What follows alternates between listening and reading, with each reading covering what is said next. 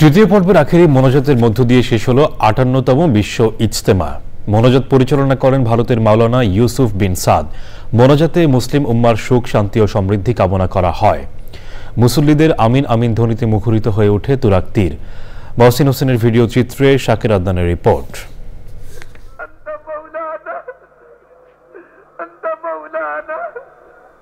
টঙ্গীর তুরাগ তীরে বিশ্ব ইজতেমার তৃতীয় পর্বের আখেরি মোনাজাতের আগে সকাল থেকে শুরু হয় হেদায়েতি বয়ান। দুপুর ১২টা ৩৮ মিনিটে শুরু হয় আখেরি মোনাজাত। মোনাজাত পরিচালনা করেন ভারতের মাওলানা ইউসুফ বিন সাদ। পাপ থেকে পরিত্রাণের আশায় মোনাজাতে কান্নায় ভেঙে পড়েন ধর্মপ্রাণ মুসল্লিরা।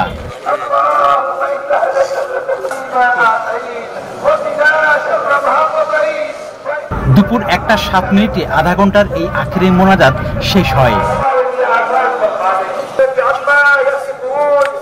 গত ১৪ ফেব্রুয়ারি শুরু হয় সাতপন্থীদের এই বিশ্ব ইজতেমা। Shakir Adnan, Channel I, Tongi, Gazipur.